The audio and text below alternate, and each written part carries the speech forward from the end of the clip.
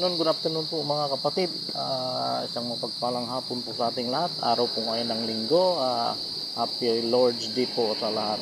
So araw po ng ating Panginoon, kaya nararapat lang po na tayo ay makinig at mag-aral ng salita ng Diyos, magbasa ng kanyang salita.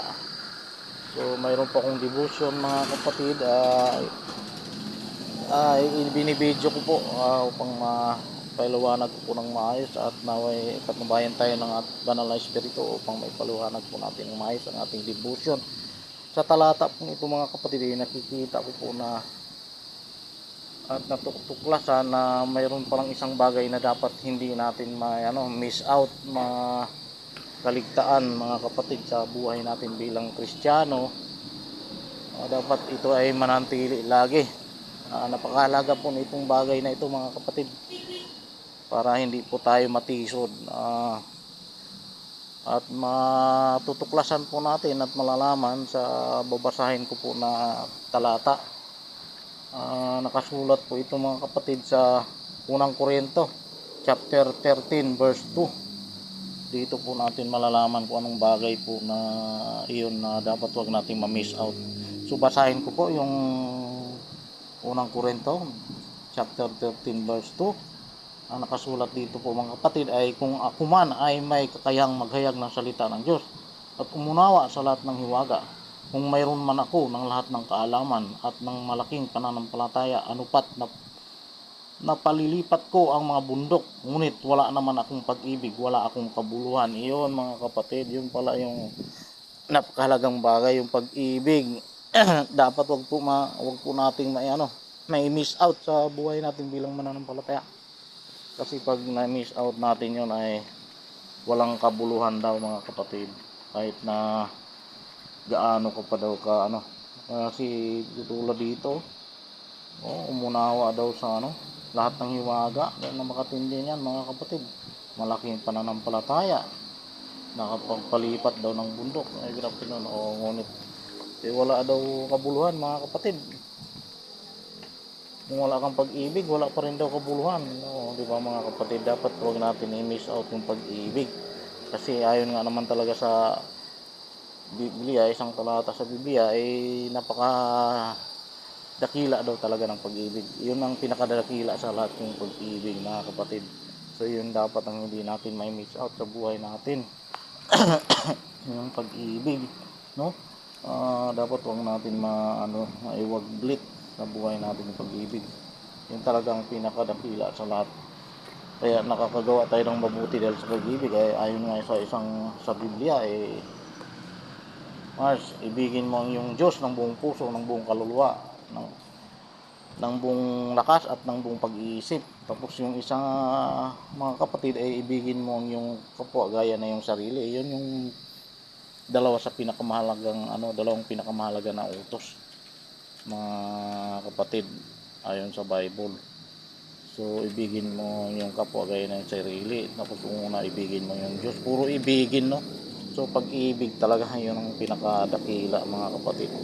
Huwag natin walain yan para hindi tayo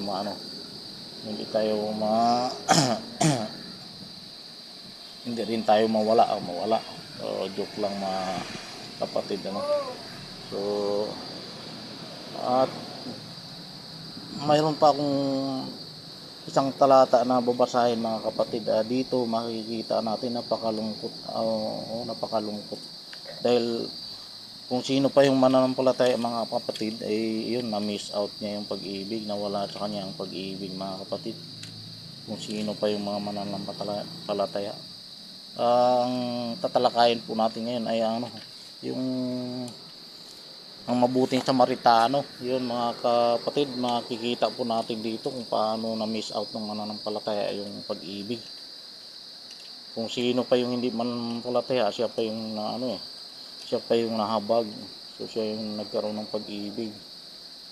Pero yung mga mananampalataya wala mga kapatid, nawala sa kanila yung pag-ibig. So anuhin po natin ayon nga doon sa kwento, mayroon daw isang naglalakbay daw mula Jerusalem papuntang Jericho. At sa kalagitnaan daw ng kanyang paglalakbay ay hinaharang daw siya ng tulisan. binugbog daw siya at hinubaran at iniwan na halos patay na. Ngayon mga kapatid, napadaan daw yung saserdote. Kung alam niyo yung saserdote mga kapatid, sa katumbas po niya na reverend yata o pari. Alagad po ng simbahan yan. Nang pagdaan niya mga kapatid, tiningnan lang daw niya yung yung nakahandusay na sugatan na hold up. Hindi niya tinulungan, lumihis ng daan tapos umalis. Ganon din mga kapatid, may dumating din na isa. Yung libita mga kapatid, religyoso din yan. Mananampalataya. Ganon din ang ginawa niya mga kapatid, iniwan din niya. Lumihis din siya ng daan tapos umalis. O mga kapatid, di ba? Nakakalungkot na kung sino pa yung mga mananampalataya ay sila pa yung nawala ng pag-ibig, hindi sila tumulong. Ngunit mga kapatid, mayroon daw dumating na isang Samaritano. Kung alam niyo yung Samaritano mga kapatid, yung estranghero, dayuhan, napadaan lang siya doon sa sa lugar na yon kung saan nakahandusay yung tao. Nung napadaan siya mga kapatid, tinulungan po niya mga kapatid yung nahabag po siya doon sa tao. Tinulungan po niya yung tao na nakahandusay.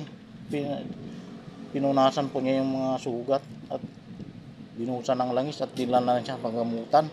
Pinagamot niya mga kapatid, binayaran pa niya yung bills doon sa pagamutan. Tapos sabi pa niya doon sa manggagamot, kung may kulang pa, balikan ko, babayaran kita. O ganun po mga kapatid, no? So yun pong nagpapakita ng ang nahabag po yung kung sino pa yung hindi mananampalataya, siya pang nahabag. Yung dalawang mananampalataya, wala, dinaanan lang nila mga kapatid, no? So dito nawala sa kanila yung pag-ibig mga kapatid. So yun ang dapat maunawaan natin sa buhay natin bilang mananampalataya, kasi napaka talaga pag mananampalataya ka. Sinasabi nga hahanapan ka ng maraming bagay. Mas mabuti pa yung hindi nakakaalam ng o nakakaunawa ng salita ng Diyos. Hindi sila sisingilin ng maraming bagay, paparusahan man sila, kunti lang parusa. Tayo alam natin tapos hindi natin magawa, talagang paparusahan tayo walang araw. So yan, dapat hindi natin ma-miss out yung pag-ibig. Yun ang nangyari doon sa dalawang karakter doon sa mabuting Samaritano, yung sacerdote at saka yung libita, mga alagad ng simbahan, nawala sa kanila yung pag-ibig mga kapatid. At saka isa sa nakikita ko doon sa kwento ay yung pagtatangi ng tao. Nagkaroon ng pagtatangi doon mga kapatid, kasi kung mga kapatid, yung nakahandusay doon, kung kapatid nila sa pananampalataya yon o kakilala nila o tutulungan nila yun sa palagay ko mga kapatid. Kaya lang hindi nila kilala natakot sila na baka madamay pa sila, kaya hindi nila tinulungan. O nagkaroon ng pagtatangi doon mga kapatid. Hindi lang nawalan sila ng pag-ibig, nagkaroon pa ng pagtatangi mga kapatid. Kaya hindi nila tinulungan, hindi sila nahabag kasi wala na silang pag-ibig. Nagtatangi pa sila. Pag wala ka kasing pag-ibig mga kapatid, hindi mo makuhang magawa ang kabutihan, kasi wala kang pag-ibig napakadakila talaga ng pag-ibig. So yun dapat ang pagkaingatan natin mga kapatid, na huwag mawala yung bagay na yan, yung pag-ibig sa buhay natin bilang mananampalataya. So salamat sa Diyos, sana na nakakuha po kayo ng aral. Kahit ako, nakakuha din ako ng aral. Talagang mahirap talaga sa ating mga mananampalataya, kaya dapat huwag mawala itong bagay na ito, yung pag-ibig. So nagpapasalamat tayo sa Diyos sa kanyang patnubay sa banal na espiritu upang makita natin yung na to, isang bagay na napaka importante na dapat hindi natin ma-miss out. So sa biyaya ng Panginoon, ang papuri po ay binabalik po natin sa Panginoon sa pangalan sa pamamagitan ng pangalan ng kanyang bugtong na anak na si Jesus, no? Amen and amen.